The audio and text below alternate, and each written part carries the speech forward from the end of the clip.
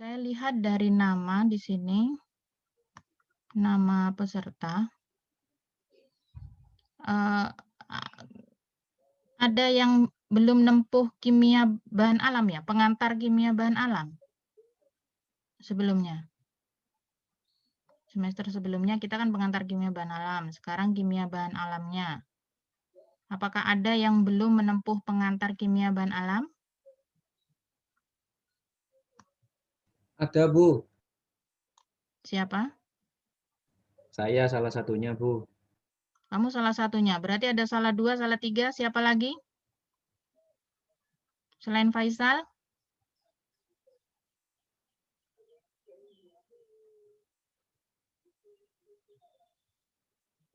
Ainun tempuh dulu? Iya, Bu, sudah. Udah. Amanda sudah kayaknya ini ya, satu grup, Barisil, Delsi. Siapa yang belum tempuh?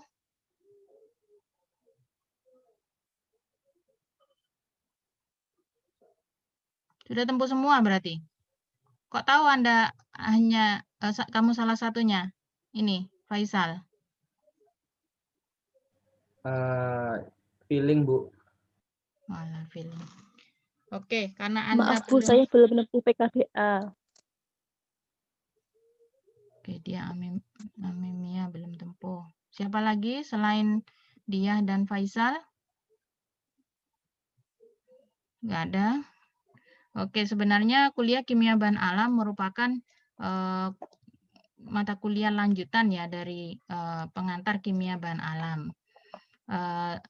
Jadi seharusnya pengenalan mengenai metabolit sekunder itu sudah nggak perlu dilakukan. Tapi saya lihat di video yang di-share oleh Pak Nyoman itu ternyata masih membutuhkan pengenalan. Jadi tolong yang belum menempuh pengantar kimia bahan alam bisa mencari informasi lebih mengenai pengantar kimia bahan alam dulu. Jadi ya kalau bahas tentang terpenoid, berarti terpenoid itu bisa diturunkan itu dari jalur apa saja, itu sebaiknya Anda memang sudah tahu. Walaupun yang sudah menempuh pengantar kimia bahan alam aja mungkin bisa aja lupa ya.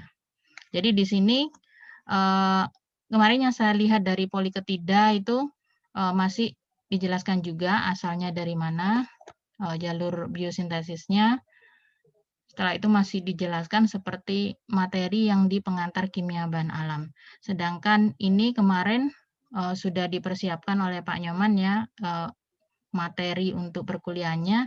Ini saya lihat sudah langsung masuk ke dalam biosintesis sudah akhirnya. Jadi dari 2 jalur, jika Anda ingat dulu terpenoid ini kan disebut terpenoid karena senyawa-senyawa yang terkandung dalam golongan ini adalah memiliki merupakan turunan dari terpen. Terpen sendiri bentuk kerangkanya berasal dari isopren.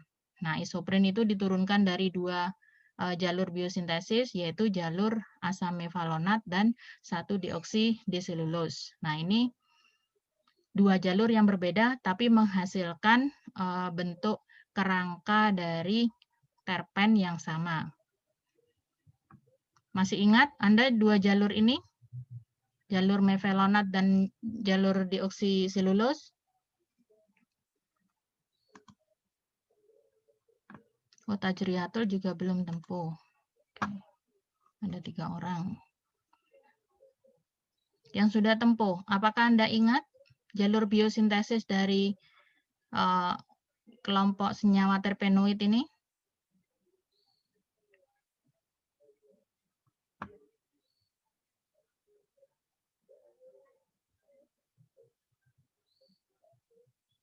Anda ngantuk?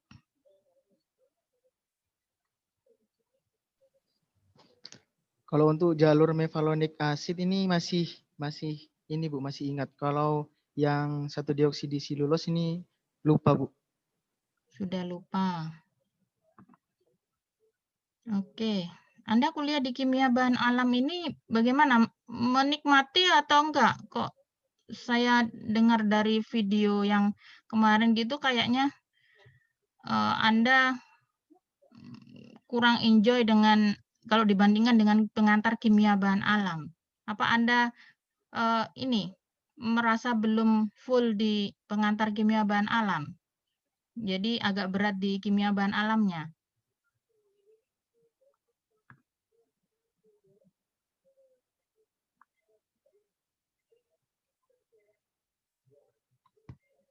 Jadi saya juga ngobrol dengan Pak Nyoman tentang perkuliahannya dan saya hanya mendapatkan informasi ya dari Pak Nyoman tentang Anda. Jadi sekarang saya memang benar-benar merasakan ya bagaimana kuliah dengan Anda. Apa karena jamnya yang sore jadi seperti ini?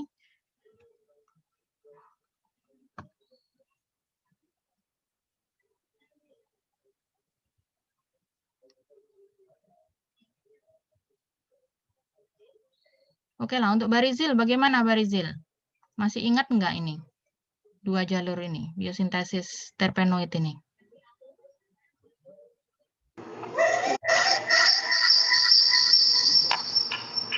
Iya, Bu. Belum, Bu. Dapat apa kamu KBA, PKBA?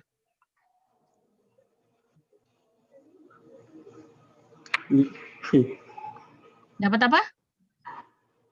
Ya, masih belum memahami yang lebih pahamku yang ini, Bu. Dapat nilai apa?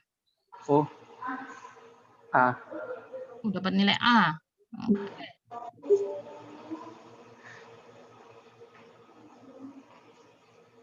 Febiola, Anda masih ingat ini? Jalur biosintesis terpen?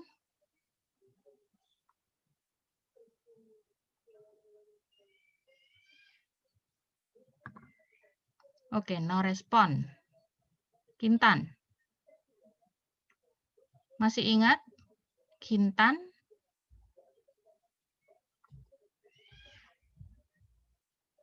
Oke, no respon.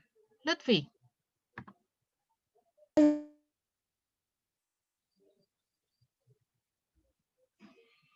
Lutfi? Nggak ingat? Atau nggak ada? Mana? Iya, Bu. Iya. Kenapa?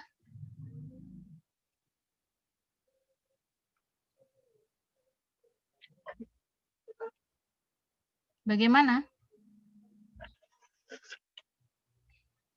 Masih mengingat, Bu. Masih memahami. Meni ingat nggak?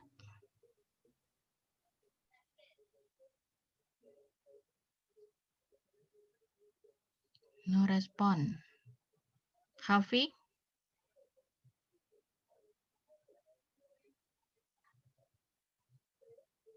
No respon juga. Reza?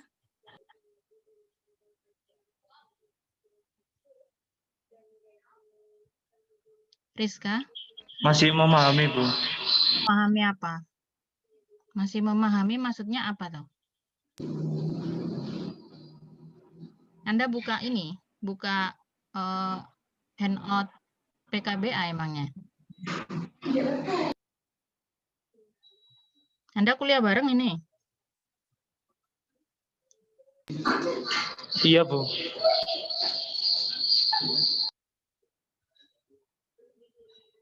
Oke, Rizka? Mencoba menjawab, Bu. Silakan. Ya, untuk biosintesisnya itu kan ada dua, ada jalur asam mevalonat sama jalur 1-dioksi ya, Bu. Nah, kalau yang jalur mevalonat itu, dia itu menggunakan 3 molekul asetil-CoA sebagai prekursornya. Nah, 2 molekul dari asetil-CoA itu, 2 molekul dari 3 asetil-CoA-nya, dia itu digabung melalui kondensasi Claisen dan membentuk asetoasetil-CoA. Kemudian untuk yang biosintesis jalur 1-dioksi itu diawali dengan adanya proses dekarboksilasi asam pirufat sehingga terjadi pelepasan molekul CO2. Awalnya seperti itu. Oke, setidaknya Anda sudah mempersiapkan handout untuk kuliah ya. Oke. Rois, bagaimana Rois?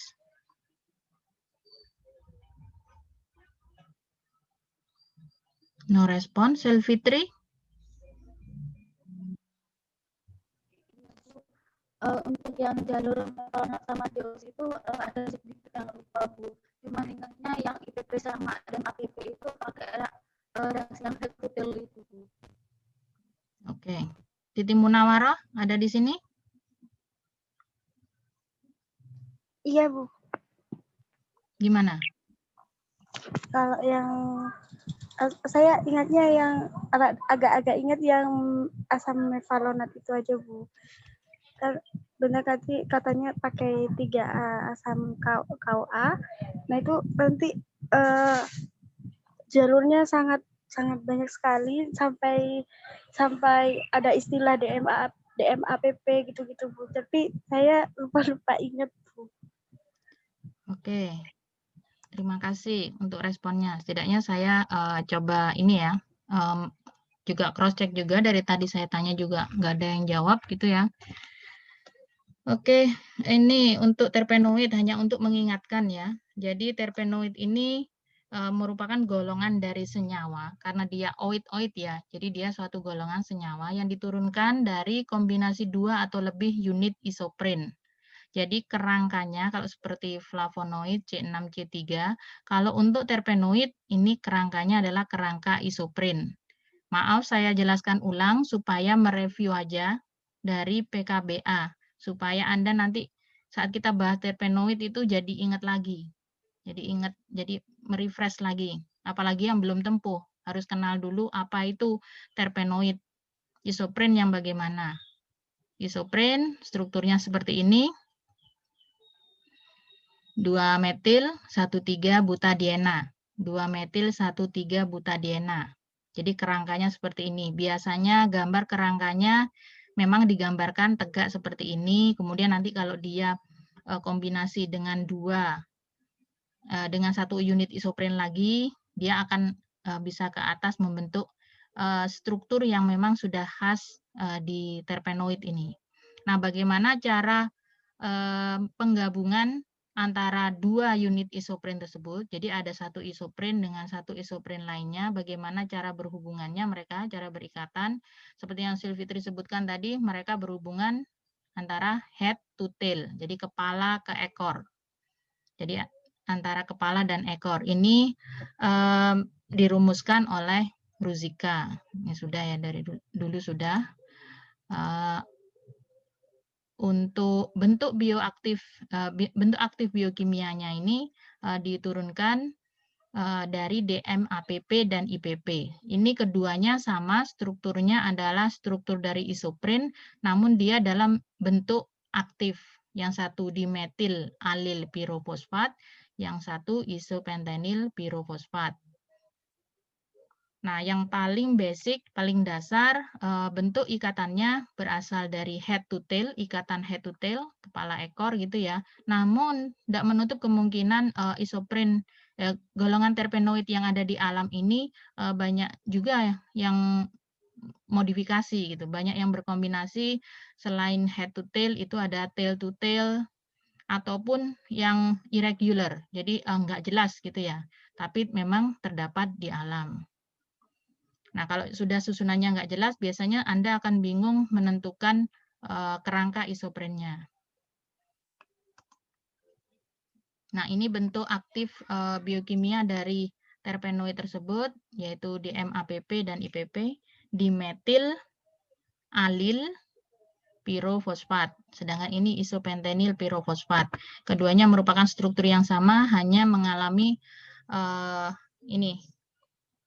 pergeseran ini ikatan rangkap aja. Kerangkanya sama isoprin. Nah, dari reaksi biosintesisnya untuk unit isoprin ini diturunkan dari 2 jalur biosintesis, yaitu jalur asam mevalonat dan juga 1 deoksisilulose. Yang satu prosesnya terjadi di sitosol, satunya di kloroplas. Jadi yang membedakan hanya itu. Karena tempat masaknya itu beda, tempat produksinya isoprin itu beda, maka material awal yang digunakan itu berbeda. Makanya dia jalurnya juga berbeda di sini. Oke, yang ini dari jalur asam mevalonat dimulai dari asetil-CoA. Tadi sudah sempat dijelaskan oleh siapa Ibu? Ibu lupa. Tadi sudah cukup merefreshnya itu sudah cukup bagus ya. Tadi Mbak siapa ya? Jadi di sini ada reaksinya kondensasi Claisen, Anda ingat reaksi kondensasi penggabungan gitu ya. Jadi di sini penggabungan yang bagaimana dia dari karbon nukleofilik di sini ya. Menyerang karbon elektrofilik di sini membentuk ikatan, jadi reaksinya reaksi kondensasi sehingga dia mengalami proses lanjutan membentuk asam mevalonat. Makanya jalur di sini disebut jalur asam mevalonat. Yang kemudian setelah mengalami reaksi melepaskan energi di sini dia akan membentuk IPP yang akan berisomer dengan DMAPP. Nah, ini adalah dua bentuk aktif biokimia isopren di dalam tanaman. Selanjutnya ini adalah jalur biosintesis dari 1-deoksidiselulose. Dia dimulai dari asam pirufat ya. Jadi pemecahan dari reaksi glikolisis juga akan ada di sini. Nah, reaksinya juga akan lebih lanjut. Tadi siapa yang bilang reaksinya panjang sekali, gitu. Kita juga pernah bahas ini dulu. Hingga sampai dia membentuk sama IPP yang dia berisomer dengan DMAPP. Nah, dua bentuk aktif biokimia ini nanti jika bergabung antara satu dengan yang lain, IPP plus DMAPP akan membentuk suatu monoterpen. Jadi reaksi lanjutan dari penurunan ini kerangka isopren itu adalah IPP dan DMAPP akan bereaksi head to tail membentuk karbon 10. Mereka akan berkondensasi. Mereka akan bergabung ya, membentuk karbon 10. Jadi C5 plus C5. Karbon 10 ini disebut dengan monoterpen. Kemudian selanjutnya karbon 10 tersebut bereaksi dengan IPP lainnya membentuk karbon 15. Jadi isopren adalah kerangka dasar untuk terpenoid yang terdiri dari 5 karbon, sehingga penambahan setiap 5 karbon di sini C15 ditambah dengan IPP karbon 5 membentuk C20, C20 ditambah karbon 5 dari IPP membentuk C25. Khusus untuk triterpenoid, yaitu karbon 30, tidak dihasilkan dari karbon 25 sester terpen ini yang ditambah dengan IPP lagi, melainkan dia berasal dari 2 molekul C15 sesquiterpen yang bergabung sehingga membentuk C30. Begitu juga dengan tetraterpen. Tetraterpen merupakan penggabungan dari 2 diterpen C20 kali 2 sama dengan C40. Oke, semoga itu mampu membuat Anda sedikit ingat ya dengan jalur biosintesis dari terpenoid. Jadi ini kalau dulu kita hafalkan DMAPP ditambah IPP akan menghasilkan karbon 10 yang kita sebut dengan geranil gitu ya. GPP ditambah 1 IPP membentuk FPP gitu ya.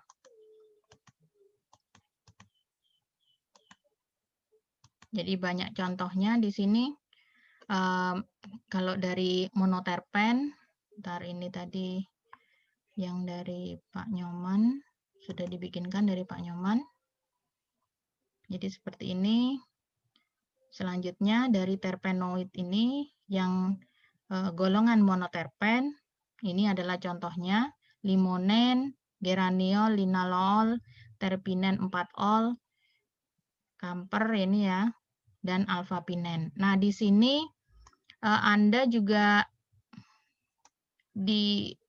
diminta biasanya ya kalau kita membahas terpenoid, kerangka dari terpenoid itu ditentukan. Dia dari golongan mana, itu kerangkanya harus Anda tentukan. Mana Dari mana Anda tahu ini termasuk monoterpen? Itu adalah dari kerangkanya. Ada berapa isoprin yang bergabung. Jadi misalkan limonen. Anda kebayang nggak ada berapa kerangka isoprin di sini?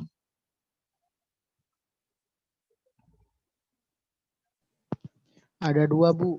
Ada 2. Ini kalau Anda coret-coret gitu bisa nggak? Anda coba, Anda lingkari mana 2 kerangka isoprin itu.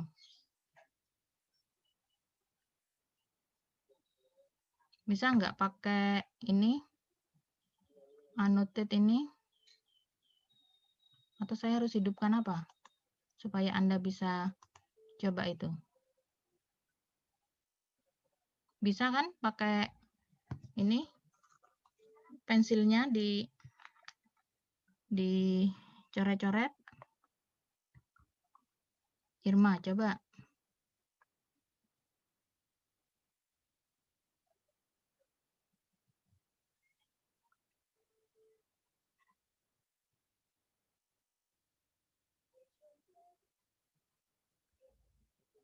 Irma sama Rois rebutan ya. Oke. Oke. Jadi ini yang merah ini ya. Jadi yang merah juga kurang ke atas ya. Dia nggak sampai sini, harusnya di sini.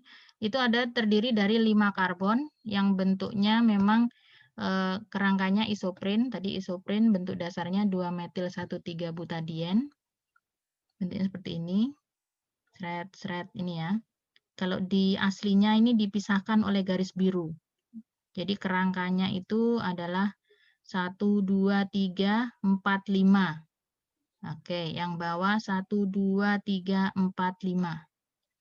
Oke, saya kira kalau monoterpen gampang sekali Anda menentukan ya. Nanti kalau sudah sampai sesquiterpen dah, diterpen apalagi, tetraterpen apalagi, itu sudah agak bingung, terutama kalau strukturnya bulat gitu ya, bukan memanjang gitu. Memanjang masih enak, akan khas itu kelihatan bentuk isoprennya. Oke, di review Anda masih ingat ternyata. Jadi ini yang disampaikan, berusaha disampaikan Pak Nyoman ya dalam slide. Kemudian dilanjutkan sesquiterpen. Seperti ini contohnya, nanti bisa dicoba juga. Tadi yang nggak tempuh ini PKBA, apakah bisa nyambung di sini? Faisal, Tajriatul, dan siapa tadi satu? Cewek.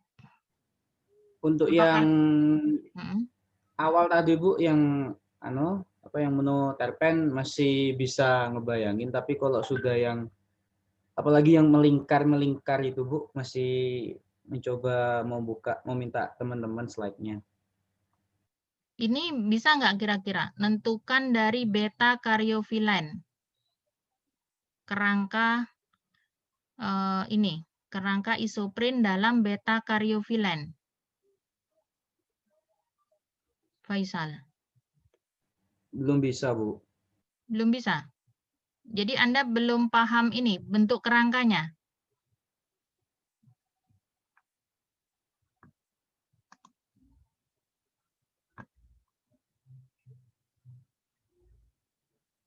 Oke ya, ini pakai apa ya? Coba kalau ini, bisa nggak ini? Ini apa pakainya? Saya nggak pernah pakai ini, saya biasanya pakai ChemDraw. Ini pilih yang mana untuk potlotnya, Irma? Oh, ini ya, garis ini ya? Oke.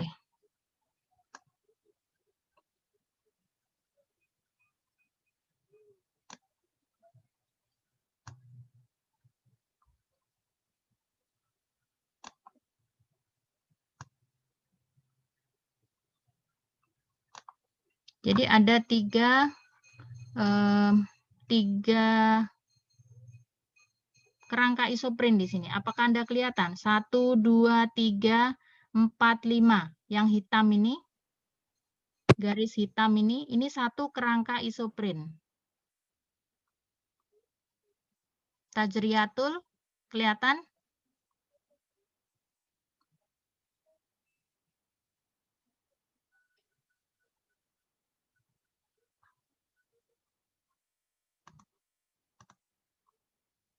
Oh, Tajriatul enggak ini ya. Enggak bisa pakai mic. Oke, satu lagi tadi siapa saya lupa dah. Faisal sama Tajriatul yang saya ingat. Faisal kelihatan enggak ini garis hitam? Kelihatan Bu garis hitam yang C-nya 5. Nih 1, 2, 3, 4, 5. Yang ini 1, 2, 3, 4, 5. Jadi ada 3 molekul ini, 3 molekul isopren yang saling bergabung. Makanya karena 3 molekul isopren bergabung, 3 kali 5, C-nya 15, dia termasuk sesquiterpen.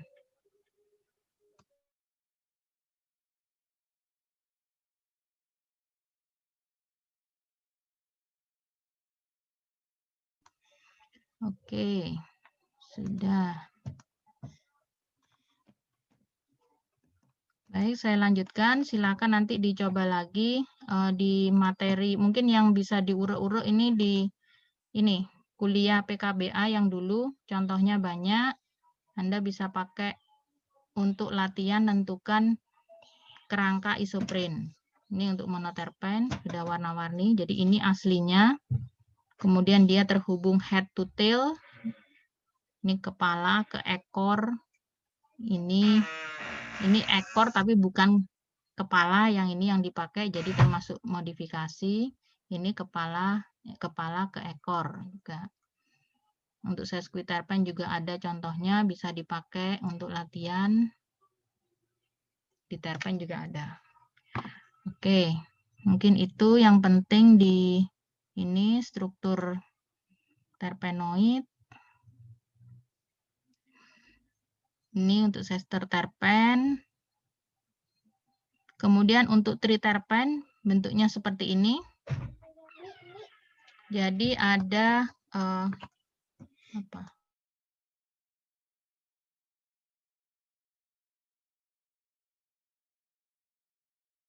Jadi ada 6 kerangka isopren di sini. Ada 6 kerangka isopren. Nanti bisa Anda cek. Kemudian bagian dari triterpen itu ada lagi satu golongan metabolit sekunder yang cukup menarik perhatian dan biasanya dibahas dalam bentuk satu bab khusus, yaitu steroid. Jadi steroid merupakan bagian dari triterpen, nanti akan ada sendiri babnya untuk pembahasan. Kemudian selanjutnya adalah tetraterpen, ini biasanya dari golongan karotenoid. Oh, enggak ada contohnya. Oke. Jadi untuk tetraterpen biasanya golongan karotenoid.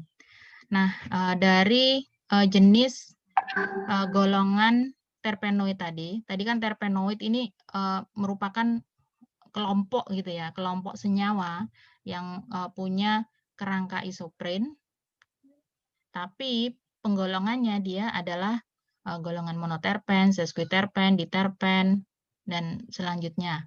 Nah, bagaimana cara ekstraksinya kita belum bahas itu di pengantar kimia bahan alam, jadi akan kita bahas di sini di pengantar kimia bahan alam.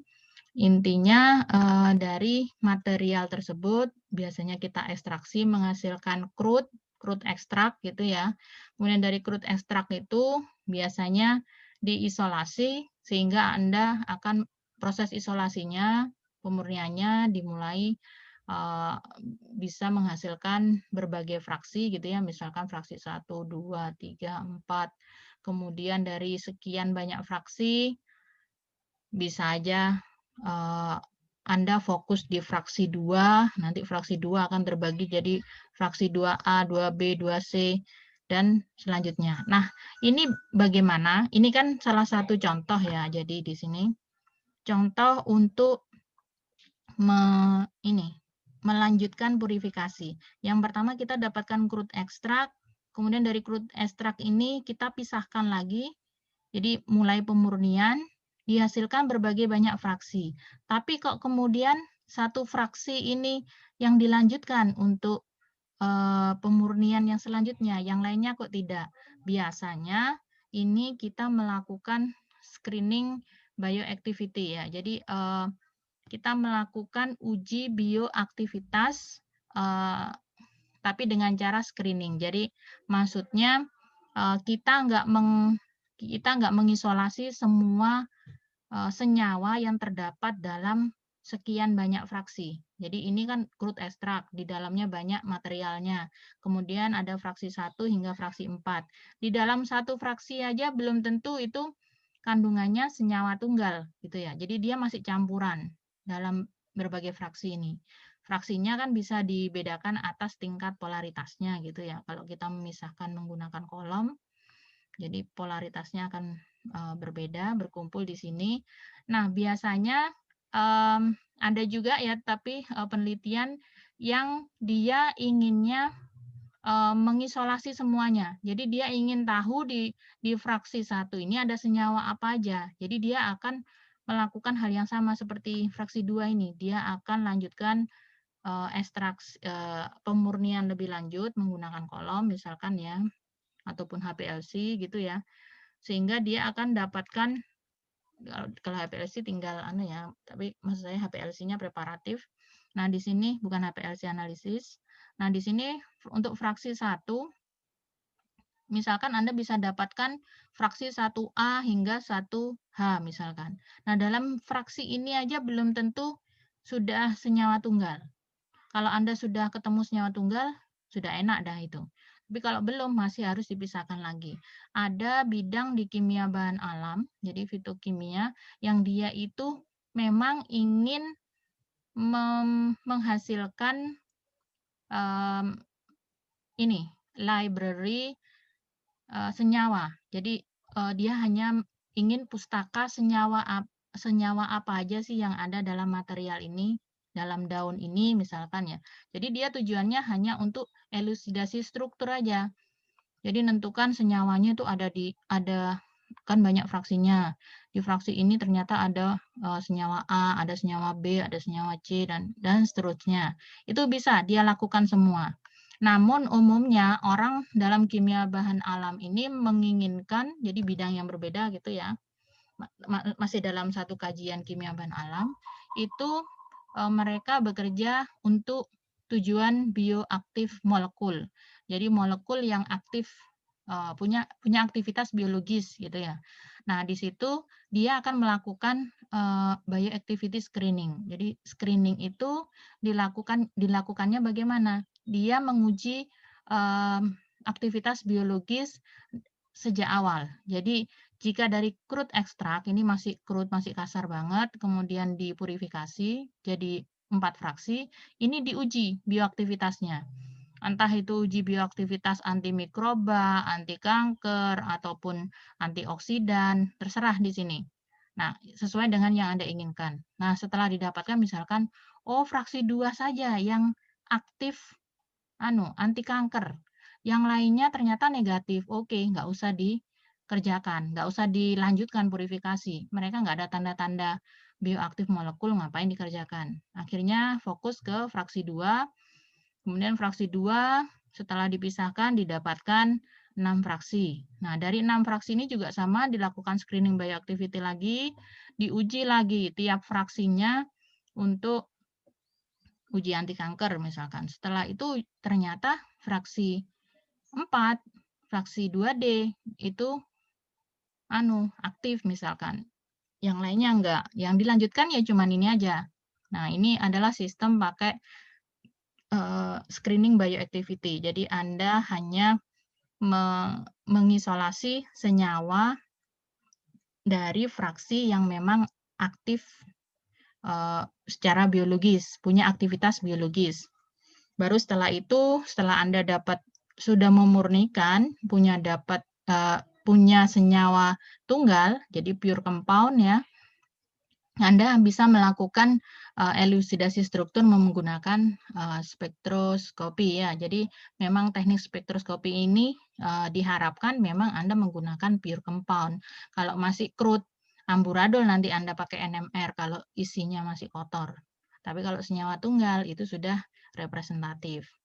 Nah, baru ini juga bisa diuji lagi untuk aktivitas biologisnya.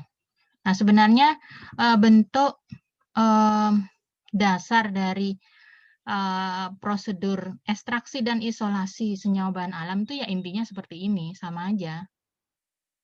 Ya, sama apa enggak? Waktu Anda belajar ekstraksi di flavonoid, di poliketida, apakah menggunakan sistem yang sama seperti ini? Kemarin kuliahnya gimana? Saya kan enggak ikut. Sama Bu, sistemnya Bu. Oh, sama, oke. Nah, apa yang Nanti itu Bu, nggak apa-apa Bu. Iya ya, silakan. Cuma nanti kalau yang sama Pak Nyoman itu kan kemarin kan setelah kan dapat terus pakai kolom itu ya Bu ya, kan ada 2 kolom. Kalau untuk yang besar pakai yang tekan sama vakum, habis itu kalau sudah di HPLC. Nah itu nanti kalau yang pakai kolom yang untuk yang ukuran besar itu nguji itunya fraksinya itu pakai KLT Bu. Jadi biar seingat saya gitu Bu. Ya, jadi KLT itu kan untuk ini, bukan untuk screening bioactivity, tapi untuk menentukan kira-kira senyawa yang terkandung di dalam fraksi Anda itu ada berapa. Yang terlihat di situ kan spot yang terpisah ya. Jadi ada noda-noda yang terpisah dalam plat KLT. Nah, itu menunjukkan kan satu spot itu memang belum tentu single compound ya. Jadi bisa aja ada 2 senyawa atau 3 senyawa yang punya polaritas yang sama sehingga dia berinteraksi dengan silika, plat silika dan juga eluen yang sama. Maka pergerakannya juga akan sama, RT-nya sama. Tapi belum tentu di situ ada cuman ada senyawa tunggal. Nah, kalau mereka sudah terpisah dalam bentuk 2 spot misalkan, nah pasti itu masih kotor berarti. Fraksi tersebut masih belum murni. Kotornya ini dalam hal belum murni karena masih terdiri dari 2 campuran lah gitu. Baru kita perlu pisahkan lagi, murnikan lagi. Jadi itu sebenarnya stepnya untuk yang di sini juga bisa. Jadi kita memisahkan fraksi ini. Jadi penggunaan KLT kalau di awal ya, kalau sudah punya crude extract, kemudian pada proses pemurnian setelah kolom, itu kita mengumpulkan fraksi-fraksi ini bisa berdasarkan satu, kalau Anda memisahkannya berdasarkan waktu. Nggak bisa waktu. Ini volume eluen maksud saya. Jadi misalkan setelah 100 mili eluen, fraksi 1 ditutup. Jadi pertama kita nampung ya. Kita nampung untuk eluen sebanyak 100 mili misalkan kita lewatkan dalam kolom silika yang besar. Sudah lewat semua, itu kan ditambah lagi dengan eluen yang baru, yang berbeda. Nah, itu sudah ditampung menjadi fraksi 2. Eluen yang berbeda di fraksi 3, eluen yang berbeda lagi. Nah, ini biasanya dalam bentuk gradien ya. Mereka ini dipisahkan. Jadi itu yang pertama, pakai eluen. Atau kalau dari golongan karotenoid karena dia berwarna ya, sampelnya biasanya mengandung senyawa-senyawa berwarna. Saat dipisahkan di kolom dia akan terpisah kelihatan dalam bentuk warnanya. Jadi yang hijau mungkin turun duluan gitu ya. Jadi kelihatan ngeblok hijau ditampung dulu. Oke, di belakang hijau ada yang warna kuning. Jangan dicampur, nanti bedakan fraksinya. Jadi fraksi ini bisa juga berdasarkan warna. Jadi kita pisahkan sendiri berdasarkan warna. Jadi ada pemisahannya berdasarkan volume eluen tadi yang polaritasnya akan beda-beda kalau gradien, kemudian bisa juga berdasarkan warna atau volume tampungnya ini memang dibeda-bedakan. Nah, mereka itu nanti selanjutnya akan di KLT juga. Jadi bisa juga nanti fraksi 1 ini yang sudah dikumpulkan warnanya sama di KLT. Ternyata di KLT itu ada 2 spot. Di sini fraksi 2 ada 1 spot, tapi 1 spot yang sama dengan RT-nya sama dengan fraksi 1 ini yang spot yang pertama misalkan. Nah, ini kemungkinan nanti kalau sudah fraksi 1 dipisahkan, bisa digabung nih di fraksi 2. Kalau pas RT-nya sama yang di sini. Jadi itu penggunaan KLT. KLT itu hanya untuk pemisahan. Jadi kita mengontrol pemisahan. Dia salah satu proses pemisahan kan, tapi sifatnya untuk mengontrol aja kalau KLT. Jadi kan hanya ngecek aja. Sudah single compound belum? Ke sini juga diperlukan. Oke, kalau ini Anda sudah paham, di awal pasti semua akan dasarnya seperti ini. Cuman di sini saya dapati Pak Nyoman langsung menampilkan contoh senyawa dari terpenoid yang diidentifikasi menggunakan alat NMR, spektroskopi NMR, proton dan karbon NMR. Sedangkan untuk real ekstraksinya belum ada kan? Biasanya Anda diberikan enggak? Real ekstraksi flavonoid misalkan menggunakan metode apa aja? Woi. Kalau untuk realnya enggak, Bu. Cuma ketika pembahasan yang apa itu?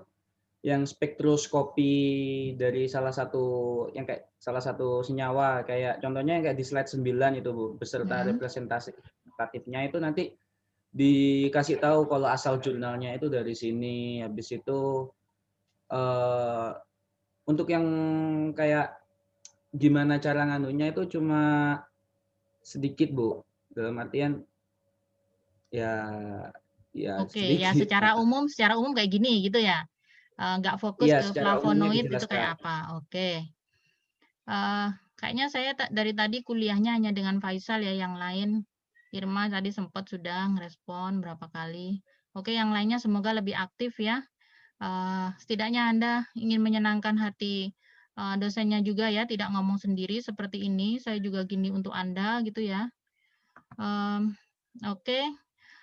Nah, Ibu juga berpikir seperti itu karena terpenoid ini merupakan salah satu kajian favorit Ibu ya. Jadi penelitian Ibu juga basisnya itu banyak ke terpenoid.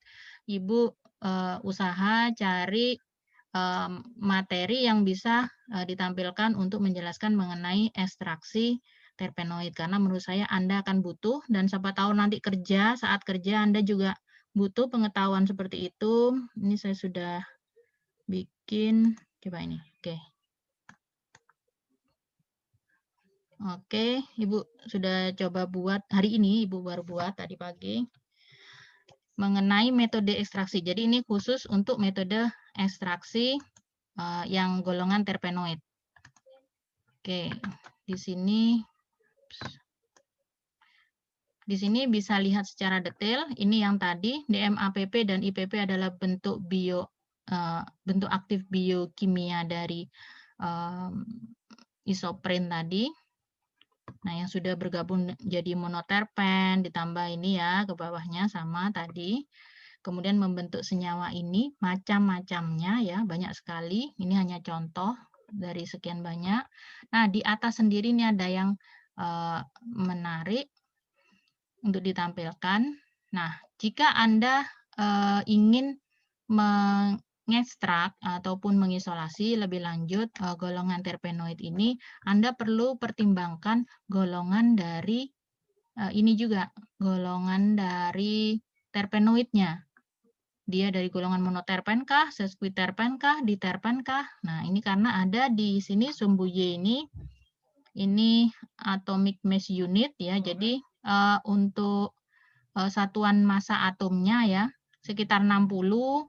Yang di sini ini lebih besar dari 60 ya. Jadi bisa dihitung berapa kalau isopren C5 kali 2 di sini kira-kira berapa. Nah, ini kan semakin besar ke bawah.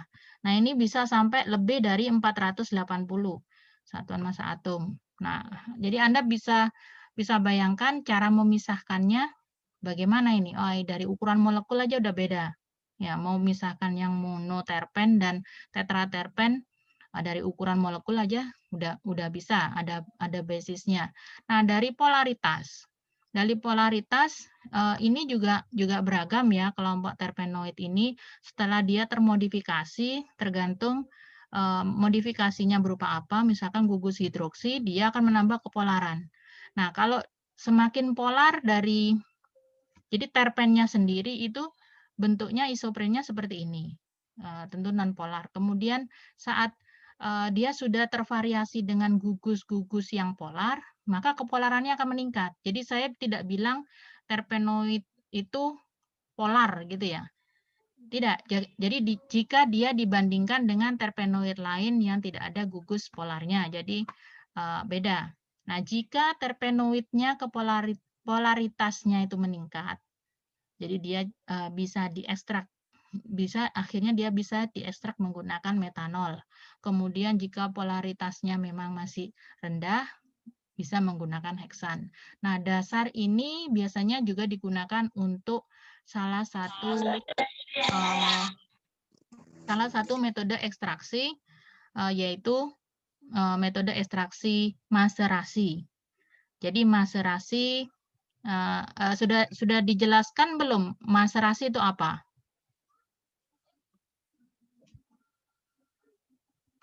Anda sudah pernah dengar nggak istilah maserasi?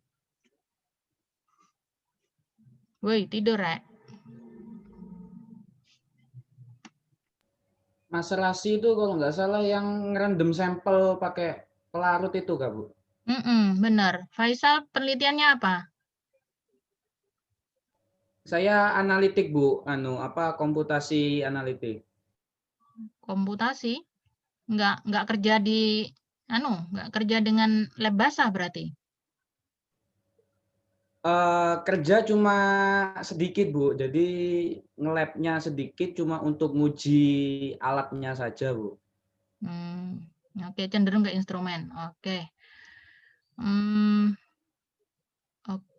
Oke, maserasi. Ya, dia dengan cara merendam. Nanti saya akan perlihatkan gambarnya. Seharusnya yang nempuh PKBA setidaknya sudah punya gambaran lah maserasi seperti apa. Cuma enggak tahu ini lagi sariawan apa-apa ditanya nggak mau ngomong ya. Oke, itu yang pertama. Berdasarkan polaritas, akhirnya kita bisa mengekstrak mereka menggunakan pelarut yang berbeda. Jadi tergantung kepolarannya. Nah, kepolaran ini bisa dijadikan dasar. Ada lagi yaitu menggunakan volatilitas. Jadi umumnya untuk material ini golongan terpen yang ukurannya kecil dan dia juga polaritasnya non-polar, dia cenderung bisa dianalisis menggunakan gas kromatografi, GC. Sedangkan yang dia polar gitu ya, dia cenderung, apalagi molekulnya besar gitu ya, dia cenderung digunakan analisis menggunakan ini liquid kromatografi, LCMS, yang ini biasanya GCMS gitu, supaya tahu langsung struktur dari senyawa yang ada dalam situ apa. Itu bisa untuk analisisnya yang ini. Untuk ekstraksi, ini basisnya ada kepolaran dan ukuran molekul. Coba kita lihat beberapa di antaranya.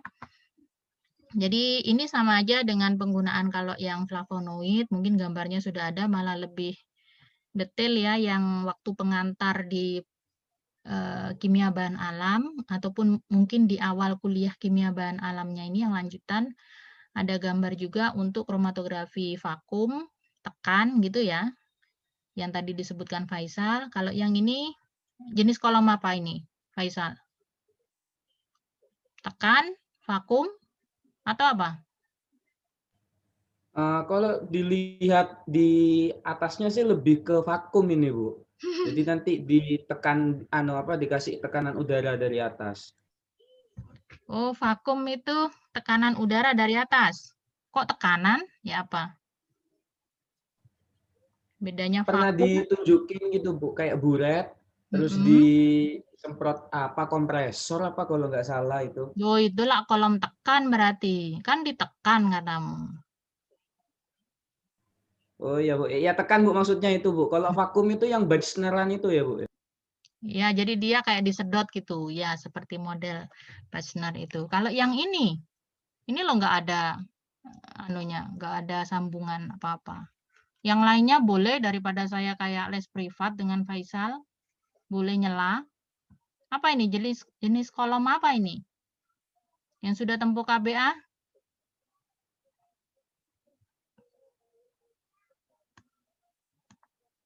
Barizil?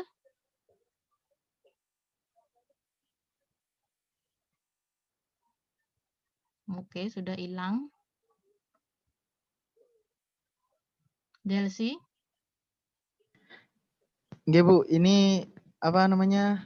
Kolom biasa, Bu. Kolom biasa, basisnya apa berarti ya dasarnya? Ini apa namanya? Yo, apa? Gerak ini, Bu, gerak apa? Gravitasi, Bu. Gaya gravitasi ya, Gaya berarti gravitasi. kolom gravitasi ya.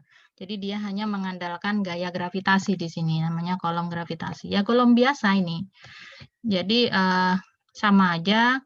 Kalau yang lebih detail untuk ukuran kolom diameter berapa, panjang berapa, kan sudah ada tabelnya. Nah ini bisa gunakan seperti ini.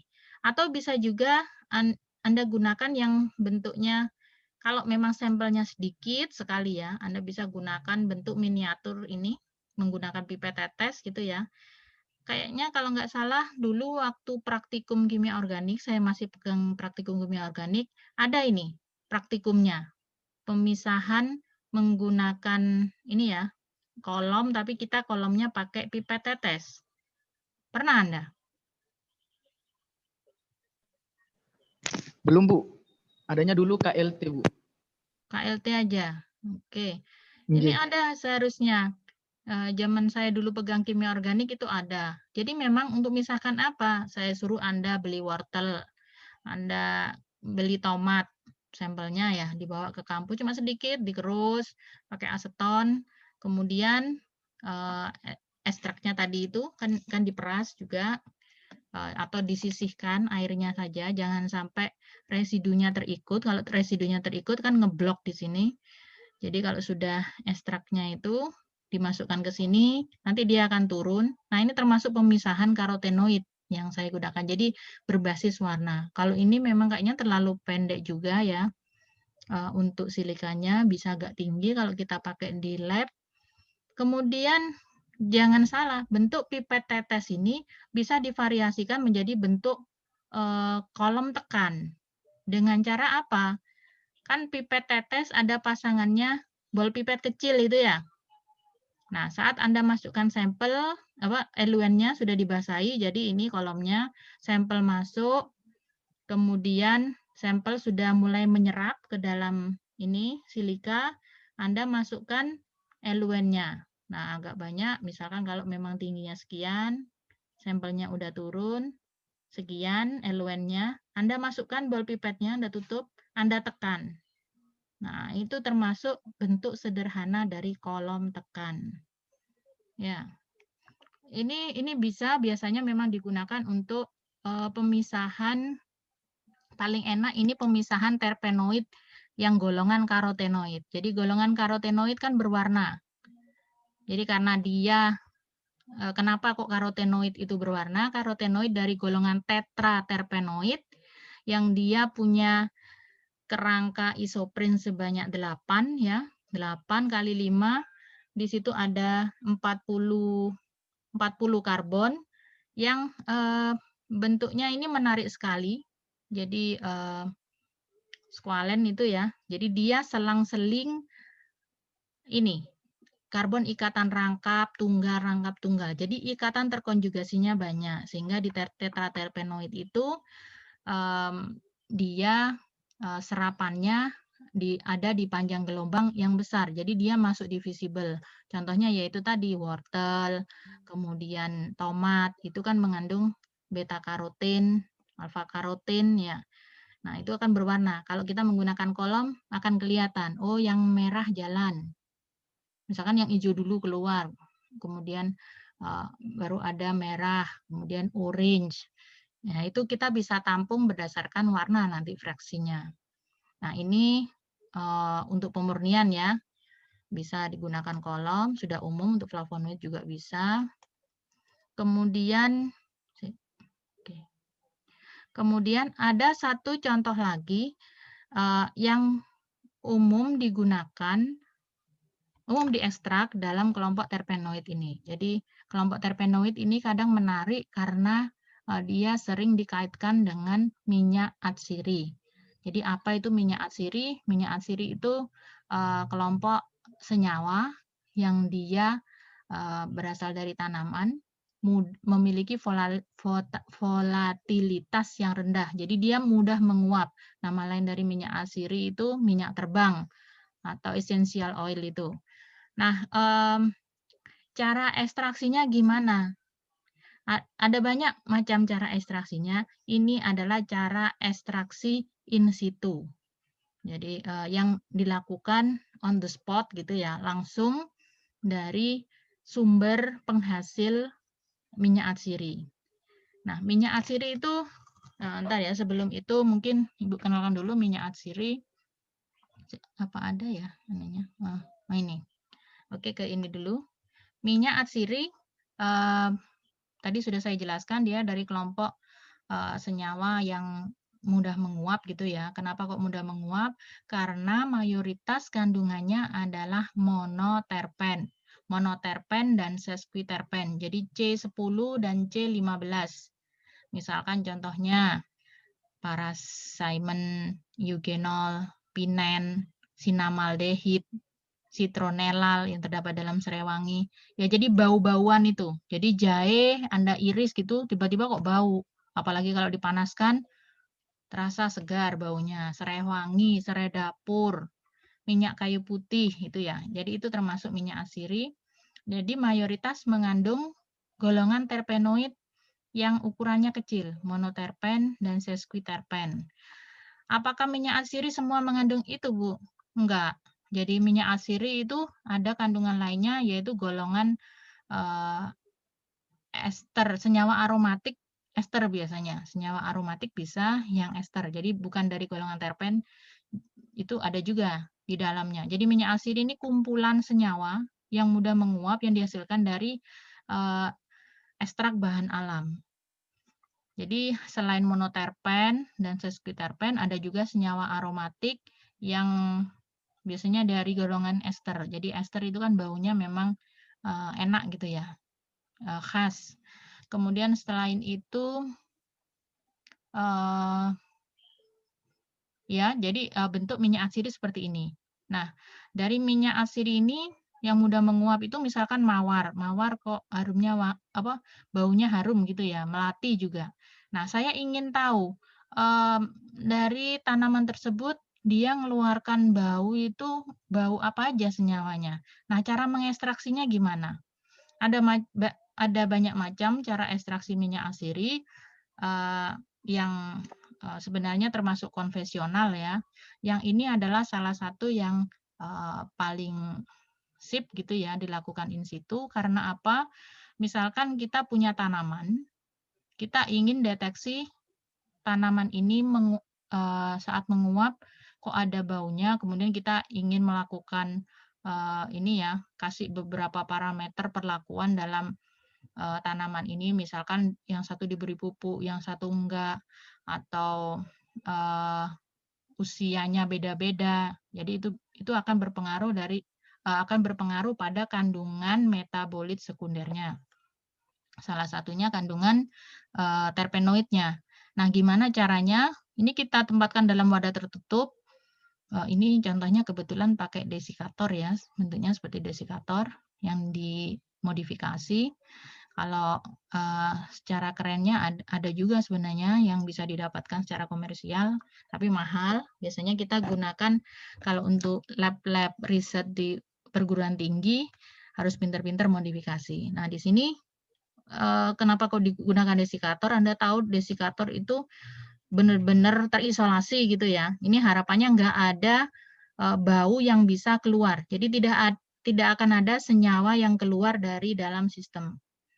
Nah, ini tapi sudah disambungkan, di sini ada selang yang masuk untuk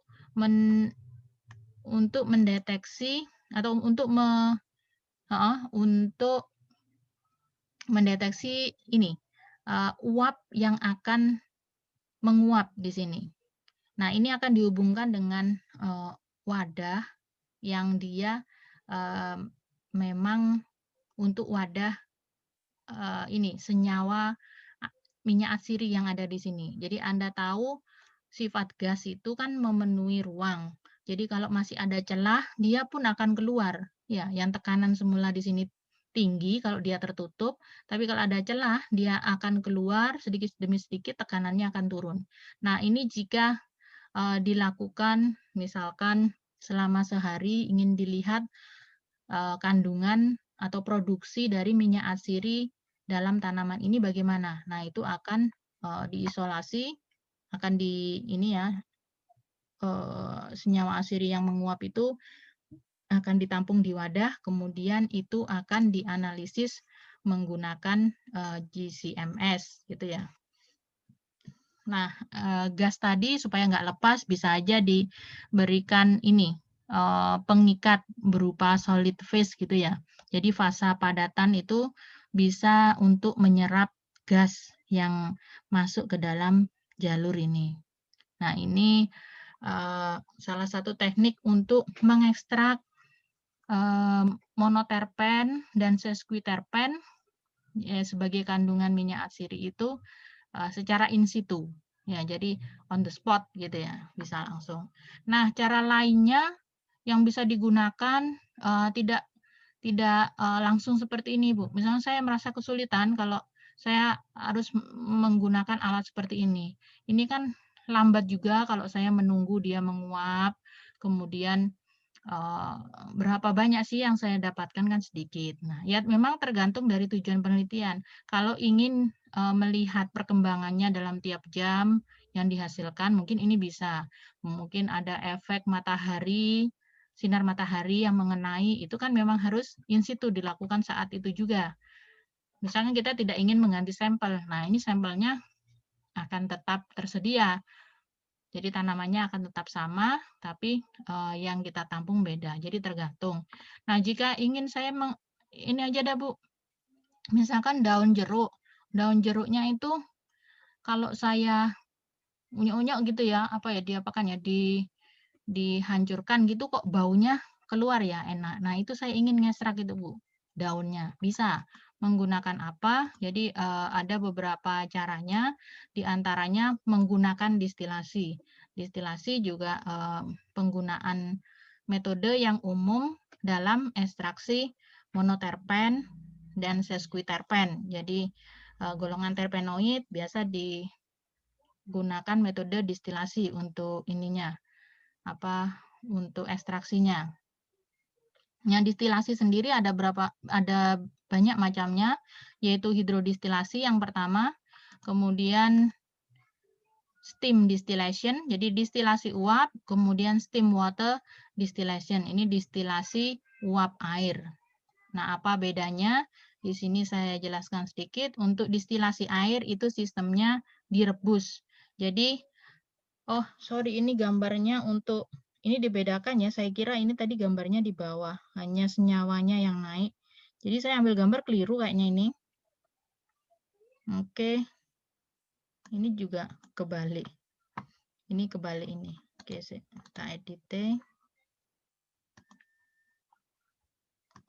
Ini keliru. Yang ini steam distillation. Ini steam water.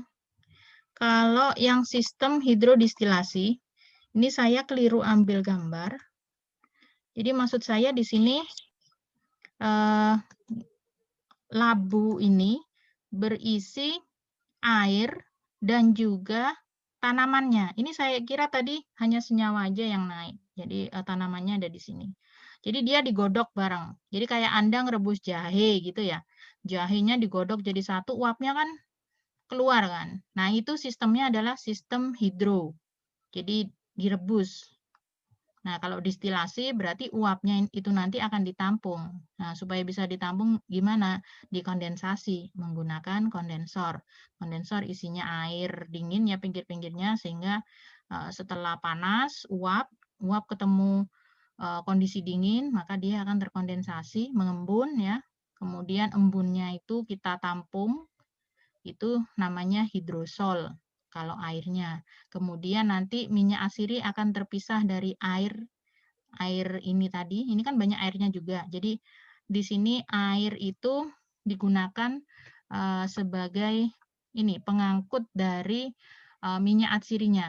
Jadi dia akan menguap bersama minyak atsiri sehingga banyak air yang tertampung di sini. Air di sini bisa aja berpindah di sini semua nanti. Tapi minyak atsiri kan juga terikut karena di sini ada sampel. Nah, minyak atsirinya itu nanti akan terpisah dari air atau hidrosolnya. Minyak atsiri biasanya BJ-nya lebih rendah, tapi nggak menutup kemungkinan minyak atsiri ada yang BJ-nya lebih tinggi, jadi dia ada di bawah. Misalkan minyak cengkeh. Jadi hati-hati saat Anda nanti kerja dengan penyulingan, misalkan kerja di pabrik ada penyulingannya, diperhatikan dulu minyak atsirinya ada di mana. BJ-nya bagaimana? Lebih besar atau lebih kecil? Jadi kadangkala bisa ada di atas, bisa juga di bawah. Yang umum saya kerjakan di laboratorium, minyak atsirinya ada di atas. Jadi dia akan terpisah dari air. Kenapa kok terpisah? Fasanya beda. Jadi non-polar dan polar. Tapi tidak menutup kemungkinan masih ada minyak atsiri yang tersebar di dalam air. Makanya airnya ini biasanya disebut hidrosol. Di situ masih ada komponen minyak yang bisa aja kepolarannya lebih tinggi atau dia terjebak di dalam air yang begitu banyak. Ya, jadi hanya berupa titik-titik gitu. Nanti Anda akan sulit pisahkan yang ada di sini. Yang di atas ini sudah memang dia benar-benar terpisah. Jadi minyak dan air kan berbeda kan. Ya begitulah minyak atsiri. Tapi ingat ya, minyak atsiri walaupun diperoleh dari tanaman, dia kan mudah menguap. Dia bukan dari golongan trigliserida. Jadi dia bukan lemak. Ya, jadi pembahasannya akan berbeda, bukan triasilgliserol. Minyak atsiri ini senyawa bisa dari golongan terpenoid ataupun senyawa aromatik, bukan trigliserida. Oke, ini adalah proses yang pertama. Biasanya minyak atsiri ini digunakan sebagai bibit pewangi gitu kan. Ini bibit minyak wangi yang Anda beli-beli itu. Tapi biasanya itu sintetik sih, makanya harganya lebih murah ya. Kalau Anda peroleh dari ekstraksi harganya mahal. Karena mengandung banyak compound yang saling terintegrasi untuk memberikan harum yang khas. Beda dengan bibit pewangi sintetik yang dijual di toko parfum. Itu biasanya sudah dari senyawa-senyawa tertentu. Memang baunya enak, tapi dia mungkin hanya mengandung satu senyawa atau dua senyawa yang dicampur gitu aja. Sedangkan minyak atsiri, itu bisa ratusan, bahkan ribuan senyawa yang saling berintegrasi untuk memberikan bau yang khas dari suatu sampel. Oke. Oh, lumayan capek saya ngomong, kayak ngomong sendiri. Kalian masih di sini? Masih dengarkan? Masih, Bu. Masih, Bu. Oke, Masih, semangat Bu. ya. Semangat, saya juga belum mandi nih.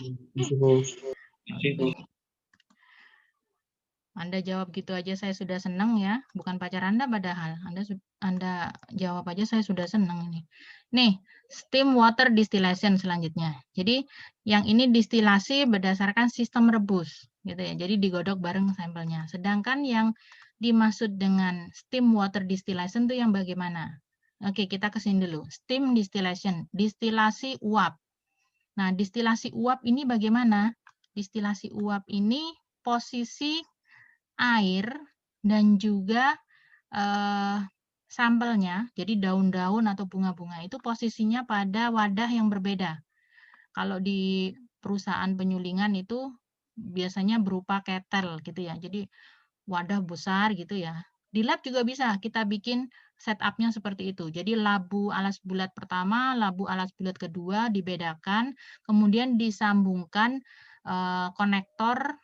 Misalkan kalau saya pakai ini ya, pipa kaca, itu berasal dari satu labu airnya menuju satu labu sampelnya. Jadi ini isinya hanya sampel, hanya air, hanya daun-daun atau bunga-bungaan.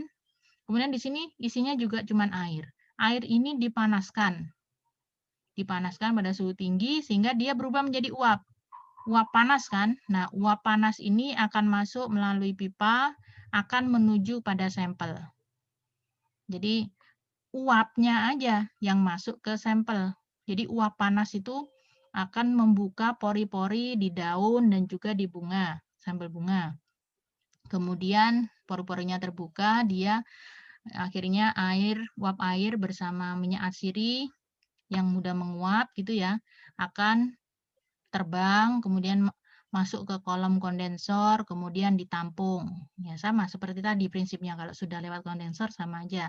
Cuma di depan ini prinsipnya uap air panas itu yang menuju pada sampel.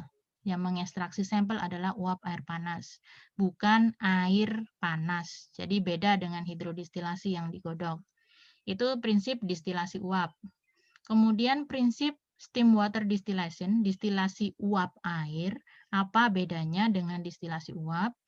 Wadahnya sama-sama berbeda. Satunya labu alas bulat isi air, satunya labu isi sampel, isi daun atau bunga-bungaan. Sama-sama uap air yang berinteraksi. Jadi di sini uap airnya naik, menembus ini pori-pori pada daun dan bunga, kemudian membawa minyak atsiri masuk kondensor, akhirnya terpisah di sini minyak dan airnya. Nah, di sini serupa dengan steam distillation, tapi ini berada dalam jalur yang berbeda. Air itu memang diproduksi sendiri dalam boiler gitu ya, kalau di industri sebutnya pendidih gitu ya. Jadi yang masuk benar-benar uap panas. Kalau di sini uap panas memang naik, tapi kemudian di sini dia bisa juga kemudian mengembun airnya kembali lagi. Air yang kembali lagi kemungkinan bisa mengandung material minyak atsiri yang terikut. Jadi bisa turun lagi. Kemudian ini nanti akan naik lagi. Bedanya jadi kalau air dalam boiler di steam distillation ini lama-lama akan habis karena dia akan menghasilkan uap terus. Sedangkan di sini airnya kecepatan habisnya akan lebih lama dibandingkan yang distilasi uap. Karena di sini setelah terekstrak mungkin kalau minyak atsirinya nggak volatil banget, dia akan terikut dengan air yang mengembun, turun lagi. Jadi balik lagi. Nah, ini metode ini disebut dengan metode kukus juga, ya. Jadi distilasi kukus, karena sistemnya kayak dandang kan, dalam satu wadah tapi terpisah antara air dan materinya. Nah, ini macam-macam distilasi untuk proses ekstraksi golongan monoterpen dan sesquiterpen sebagai bagian dari minyak atsiri, maksud saya. Sampai sini ada yang ingin ditanyakan? Di slide sebelumnya yang hydrodistillation tadi itu hidrosolnya biasanya nanti dikemanakan, Bu? Apakah diproses kembali atau hanya langsung dibuang? Hidrosol ini Anda tahu air mawar yang biasanya digunakan untuk tonik? Ya. Air mawar untuk tonik? Tidak tahu, Bu. Yang perempuan mungkin tahu. Tonik itu loh, untuk wajah itu loh. Tahu, Bu. Iya, Tahu. aku tahu, Bu. Nah, itu air mawar itu kan juga bisa berasal dari sini. Ya, jadi airnya, tapi dia masih mengandung, kan masih harum kan?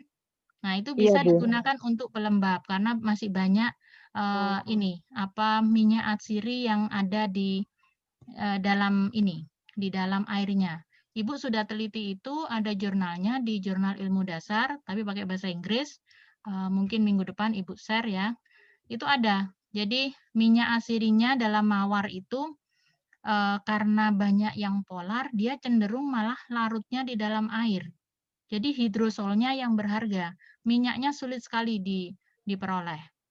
Sulit sekali ekstraksi menggunakan distilasi kalau untuk memperoleh minyak mawar.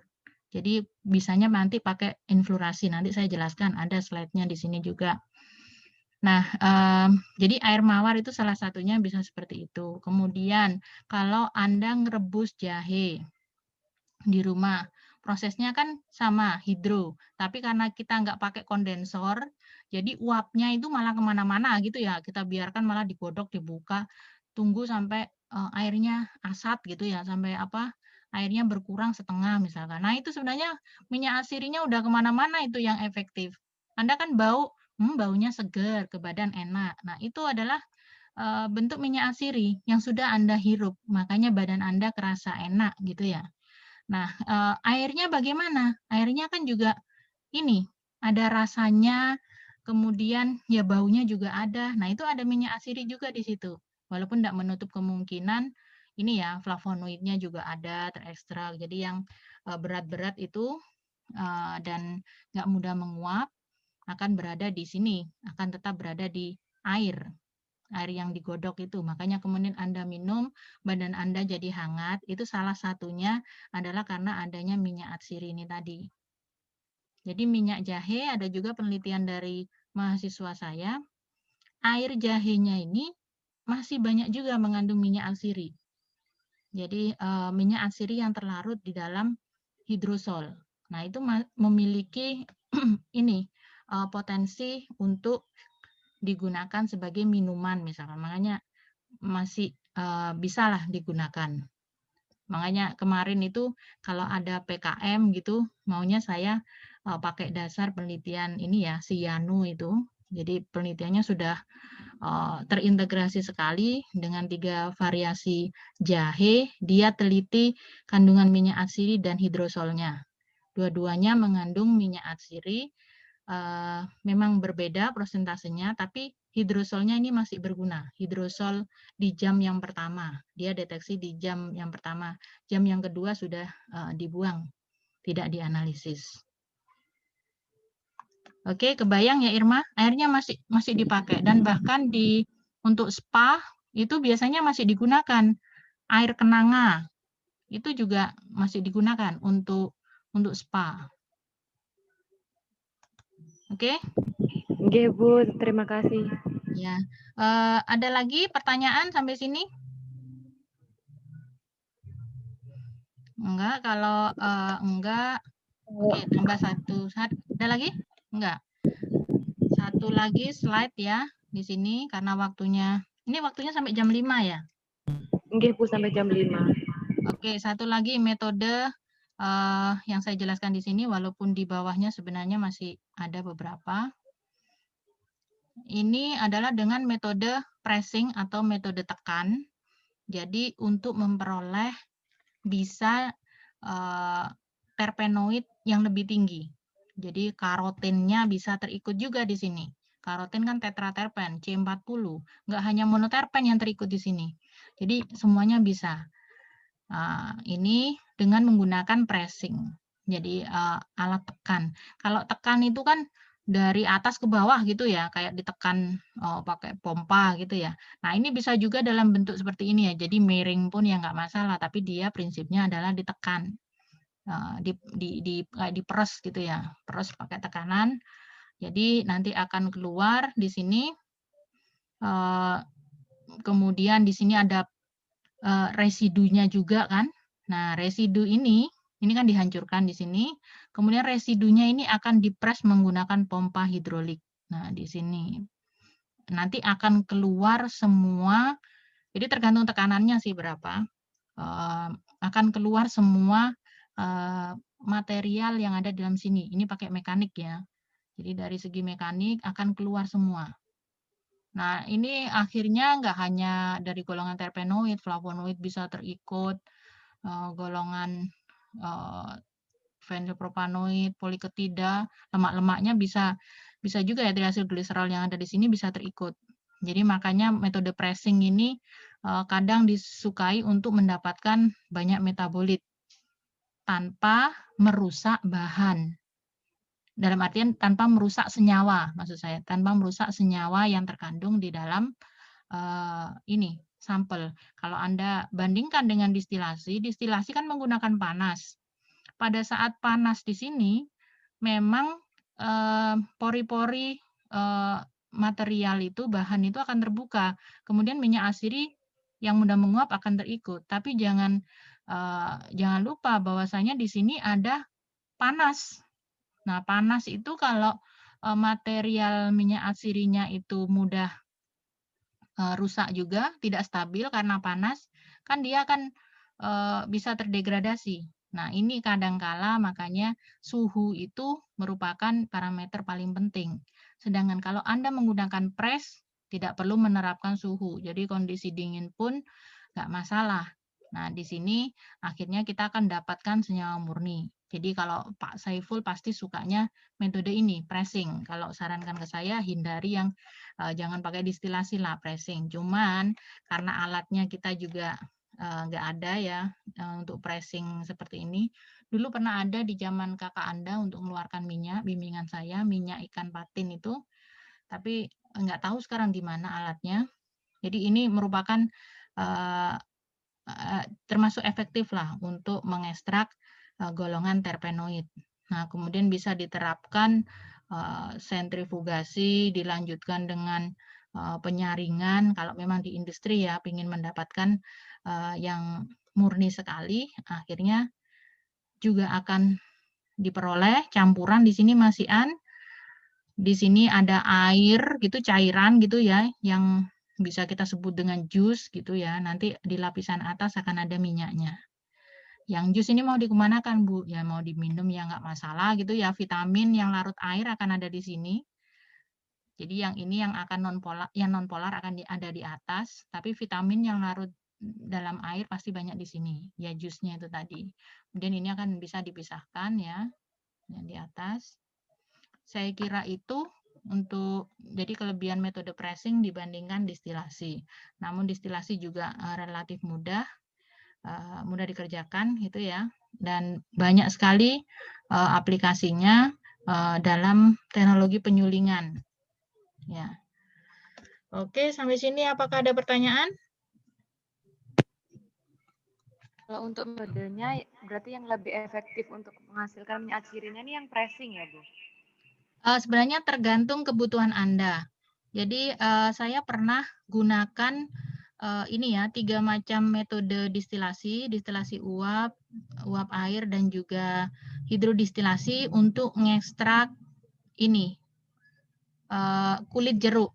Jadi kulit jeruk semboro itu jeruk siam, ya kulit jeruk siam. Nah kulit jeruk siam itu ternyata dia tuh bersih. Di distilasi itu bersih, hanya terdiri dari 3 compound dengan compound yang major itu yang utama itu adalah senyawa limonen. Jadi dia bersih. Nah, saat dibandingkan dengan literatur, karena kita nggak punya pressing ya, sama-sama jeruk siam, itu bisa kandungannya puluhan yang sini, minyak asirinya. Nah, pasti akan menyebabkan bau dan kualitas dari minyak asiri itu akan berbeda. Nah, tergantung kebutuhan. Anda suka nggak bau limonen? Jadi, bau limonen itu sebenarnya sedikit berbeda dengan bau. Memang saya akui berbeda dengan bau kulit jeruk. Saat dikupas itu kulit jeruk kan, kemudian ditekuk-tekuk, diperkes-perkes gitu kan, bau gitu ya, segar ya. Saat hasil distilasi diperoleh, baunya tidak sesegar itu. Berarti ada yang hilang di situ. Nggak tahu dia rusak, tapi yang terdeteksi di dalam GCMS itu hanya 3 compound. Jadi termasuk bersih ininya, hasil ekstraksi dari distilasi ini. Yang di ini banyak, tapi kemungkinan malah lebih khas bau kulit jeruknya dibandingkan hasil distilasi. Jadi tergantung kebutuhan Anda mau pakai yang mana. Banyak juga kok produk hasil distilasi itu yang digunakan untuk ini, aromaterapi. Karena mungkin lebih mudah memperolehnya ya daripada ini pressing. Oke.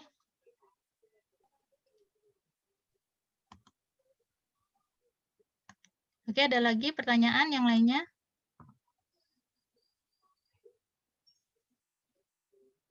Enggak, kalau enggak ada, sudah jam 5, baiknya saya akhiri dulu kuliahnya. Minggu depan kita lanjutkan ini ya materinya untuk metode ekstraksi